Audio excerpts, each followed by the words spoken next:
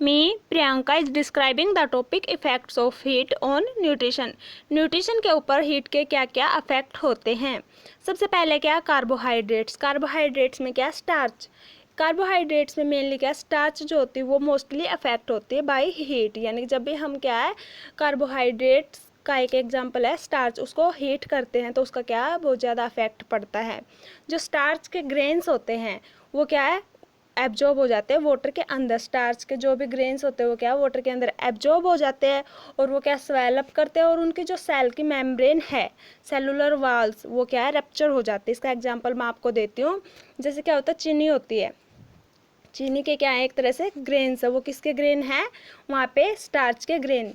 जो चीनी के टुकड़े वो क्या है, स्टार्च के ग्रेन है। अगर हम उसको वाटर के अंदर डालेंगे और नीचे से क्या है, हीट दे रहे हैं, वहाँ पे वाटर के अंदर अंदर क्या, उसको डाल दिया और नीचे क्या है, हीट दे रखी है, तो क्या होएगा, जो भी अब क्या, ये ग्रेन्स हैं, चीनी के टुकड़े, वो क्या हो जाएंगे, पानी के अंदर एब्जॉर्ब हो जाएंगे, वहाँ पे वो घुलने लगेंगे।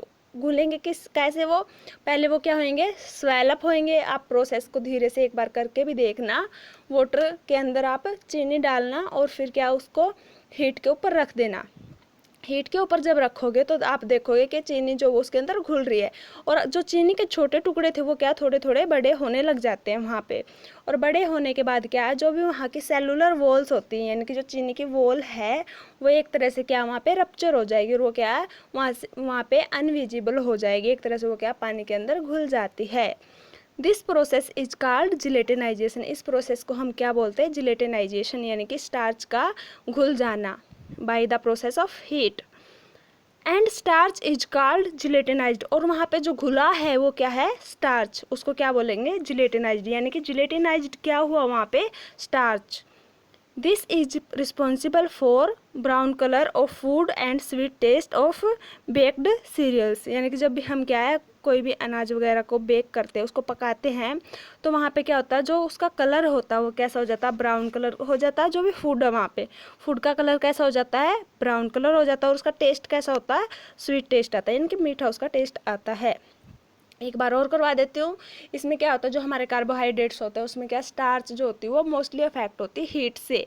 जो स्टार्च के ग्रेन्स होते हैं वो क्या, वाटर के अंदर एब्जॉर्ब हो जाते हैं, स्वेलअप हो जाते हैं, और क्या, सेलुलर की जो वॉल्स है, सेल की वॉल्स है, वो क्या, रप्चर हो जाती है। और इस प्रोसेस को क्या बोलते हैं, जिलेटिनाइजेशन बोलते हैं। एंड स्टार्च इज कॉल्ड जिलेटिनाइज्ड, जो कि घुल चुका वो क्या है, जिलेटिनाइज्ड, यानी कि स्टार्च जो वो हमारी क्या हुई है, जिलेटिनाइज्ड हुई है। This is responsible for brown colour of food, जो भी वहाँ पे फूड है या फिर कुछ भी चीज़ हमने ली है उसका कलर कैसा हो जाता है, ब्राउन कलर हो जाता है। And sweet taste of baked food, और जो भी हमने खाना पकाया है उसका टेस्ट कैसा हो जाता है, स्वीट हो जाता है, यानी कि एक तरह से मीठा लगता है वो। उसके बाद है affect of heat on protein. Protein के ऊपर हीट का क्या अफेक्ट पड़ता है। Proteins undergo coagulation on heating. जब भी हम प्रोटीन्स को हीट करेंगे तो वो क्या है, कोएगुलेट होंगे, यानी कि एक तरह से पहले उसकी प्रोसेस कैसी थी, लिक्विड में था, पहले प्रोटीन क्या था, लिक्विड में था। उसके बाद क्या है, जब भी हम उसको हीट करते हैं एट लास्ट पॉइंट पे वो कैसे हो जाते हैं, सेमी सॉलिड और सॉलिड वो बनना स्टार्ट हो जाते हैं। जैसे क्या, एग्जाम्पल मैं आपको देती हूँ, मिल्क होता है, मिल्क के अंदर क्या प्रोटीन है, ठीक है। तो क्या, जब भी हम उसको हीट देते हैं तो क्या, उसके बाद उसका मावा बनना स्टार्ट हो जाता है, तो इससे क्या होता है, वहाँ पे प्रोटीन जो वो कोएगुलेट होना स्टार्ट हो जाता है। Proteins coagulate at the temperature of 60 degree और अबोव। जब हम क्या, प्रोटीन्स को 60 डिग्री या फिर उससे ज़्यादा टेम्परेचर दे के उसको गर्म करते हैं, यानी कि हीट करते हैं, तो उस टाइम पे ही वहाँ पे क्या, कोएगुलेशन बननी स्टार्ट होती है। अगर हम उसको लो टेम्परेचर पर रखते हैं और कम टाइम के लिए रखते हैं तो वहाँ पे कोएगुलेशन नहीं होते। अगर क्या, उसको हम ज़्यादा टाइम के लिए हीट करते हैं और टेम्परेचर जो वो 60 डिग्री टू अबोव है, तो ही क्या, वो कोएगुलेट होना वहाँ पे स्टार्ट होता है। उसके बाद है effects of heat on fat. Fat के ऊपर हीट का क्या इफेक्ट पड़ता है। Fat is not much affected by heat. अगर हम फैट को हीट दे रहे हैं तो वहाँ पे क्या है, फैट हमारा ज़्यादा अफेक्ट नहीं होता। परंतु जब हम क्या, ओवर हीटिंग कर देते हैं या फिर बार बार उसको हीट देते रहते हैं, बार बार उसको गर्म करते रहते हैं, तो उससे क्या हो जाएगा, जो हमारा फैट है वो हाइड्रोलाइज होना स्टार्ट हो जाएगा, यानी कि टूटना शुरू हो जाता है। पहले तो क्या होता है, वो चेन में होता है, फैट होता है वो क्या है, चेन में होता है, लेकिन क्या है, जब हम उसको बार बार गर्म कर रहे हैं, ओवर हीट हम उसको दे रहे हैं, तो उससे क्या होएगा, वहाँ पे फ्री फैटी एसिड्स आ जाएंगे, यानी कि विदाउट चेन, यानी कि वो सिंगल फॉर्म में भी हमें वहाँ पे मिलने लग जाएंगे। एक बार और बता देती हूँ, फैट क्या होता है, उसके ऊपर ज़्यादा हीट का इफेक्ट नहीं पड़ता, लेकिन जब क्या हम उसको ओवर हीट करते हैं या रीहीट करते हैं, तो उससे क्या होएगा, हाइड्रोलाइजेशन वहाँ पे हो जाता है, और क्या है फिर उससे क्या होएगा, वहाँ पे हमें फ्री फैटी एसिड मिलते हैं। उसके बाद है मिनरल्स के ऊपर हमारा हीट का क्या इफेक्ट पड़ता है। मिनरल्स के ऊपर हीट का क्या इफेक्ट पड़ता है, इसमें क्या है, हीटिंग हैव लिटिल और निलाइजिबल इफेक्ट ऑन मिनरल्स। मिनरल्स के ऊपर हीट का कोई ज़्यादा इफेक्ट नहीं पड़ता, परंतु क्या है, जब they are lost with water, पर क्या है, जब वाटर का लॉस होता है तो क्या उसके साथ में मिनरल्स का भी लॉस होना स्टार्ट हो जाता है। हीटिंग का मिनरल्स के ऊपर कोई इफेक्ट नहीं होता, वो बिल्कुल ना के बराबर होता है, लेकिन क्या जब वाटर का लॉस होता है तो उसके साथ में क्या है, मिनरल्स का भी लॉस होना स्टार्ट हो जाता है। उसके बाद है affect of heat on vitamins. Vitamins के ऊपर हीट का क्या क्या इफेक्ट पड़ता है।